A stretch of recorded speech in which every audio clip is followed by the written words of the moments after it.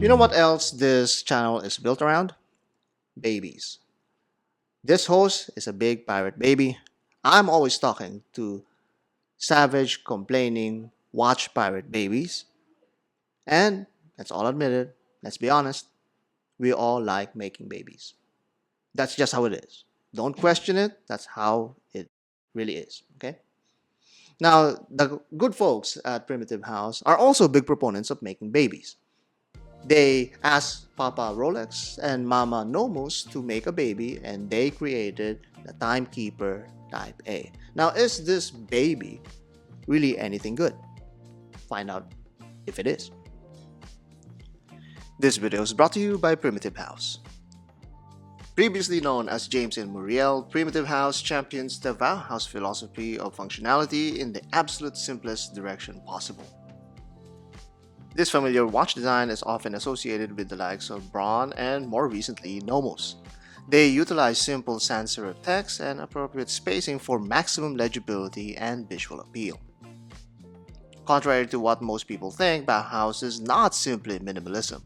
Rather, it's more of a range of design styles aimed at combining form and function.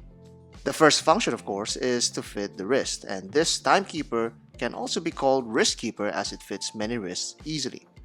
With just the right amount of lug distance, there's no overhang for me.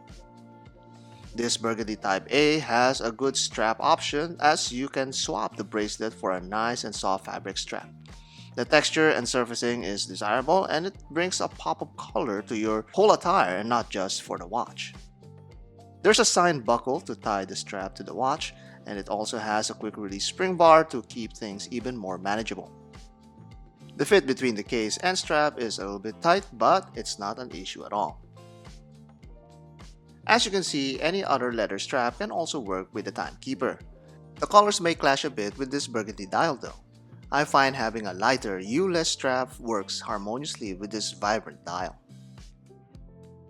This white perforated strap brings a bit of racing personality to the watch, while not taking attention away from the striking face. If you crave a more rugged and outdoorsy feel, a trusty NATO could also work. But you may want to choose your patterns more carefully. Even though it's just a couple of stripes, this fabric still detracts a little bit from its simple aesthetics. Changing back to the bracelet is just a swipe away. It gives it a step up against its very obvious inspiration, the Oyster bracelet. Those familiar to Rolex design, you cannot deny that this is lifted straight up from the popular brand's component. The clasp cover and hinge are all very familiar in feel. The only difference is the emblem used and the center link is polished. I can see how many people may be put off by this resemblance.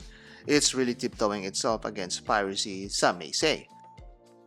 But being a watch pirate myself, I bashfully endorse this clasp for the sake of enjoying these features from the crown. I mean, just look at the form and curve profile. The comfort and form is there, but the finish is a tad below Rolex tolerances. But hey, that's considering you're getting a whole watch for the price of a few Oyster bracelet links. If you're someone who hasn't experienced the modern Oyster clasp, this is as close as you can get to the real deal. I can even say that the luxury experience carries over and adds to the timekeeper's quality build. Reaping the benefits of Rolex design is not unique to this watch. This quick adjust mechanism, for example, has been used by other brands too. But having it here is a welcome feature considering that Bauhaus mentality, something that the brand is built around with. And now let's do something that's probably only a watch pirate would do. Swap these two bracelets around. Would an original Oyster bracelet fit the timekeeper? The answer is yes, kinda.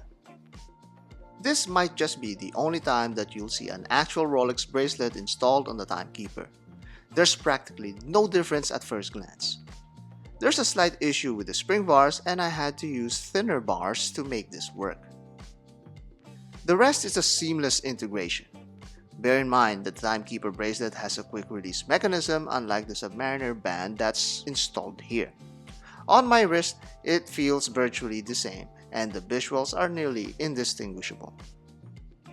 Now, before Adam Levine and his watch dealer starts calling me up, let's shift our focus on the case. Being one of the more prominent parts of the watch, the case can provide a statement for the overall design. Here, the statement is, give the dial more room to breathe. The bezel accomplishes this by being narrow and polished. The shadows it creates reduces its visual footprint.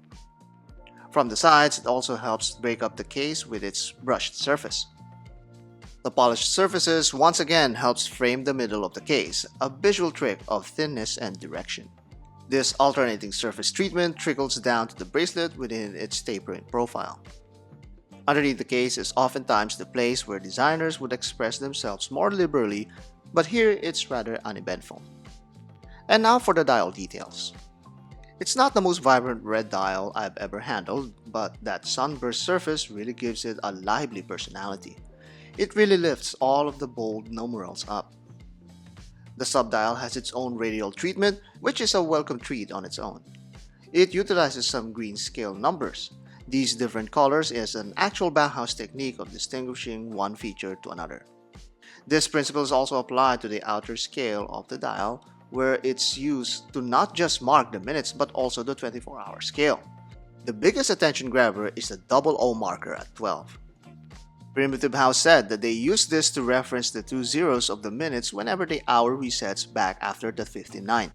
I really don't need that explanation, I just like that it's different and yet familiar. At the production sense, all of this printed on features of the dial minimizes the cost of producing these parts, but not at the sacrifice of individuality. And these are also great luminous parts as well. It's a good mix of function and form with little hints of surface eye candy. It's well put together considering it's using relatively easy to manufacture components. This includes the hackable Miyota 82S5 caliber. Hopefully in the future they can use more custom pieces to make their watches stand out even more. But that's just me being a demanding watch pirate baby. Because for the price of $299, you're getting a solid watch on a steel bracelet along with a rubber and NATO strap thrown in the package. You have 5 colors to choose from, and from here lies my small regret. As lovely as this burgundy model was, the other models were a lot more fun to look at, and it really shows off the Bauhaus mentality a lot more. This baby ultimately turned out to be its own creation with a lot of familiar elements with an unbeatable price and amazing playability.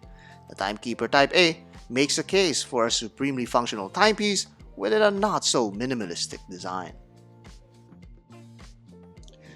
And that is the Timekeeper Type A from Primitive Haus. It's a good fusion of the Rolex Oyster bracelet and all of the goodies and features that comes with it, fused together with the German mentality of Bauhaus on the dial and around the case. It's not a bad attempt. It's actually very fun and playful and flavorful, if you may add, but I truly regret getting this monochromed or single-toned burgundy version. I should have gotten the other ones that's a lot more playful when it comes to colors and segmentations that really shows the Bauhaus principles more strongly than this one. But nevertheless, it's a good effort from Primitive Haus, and we look forward to other collections that they are developing.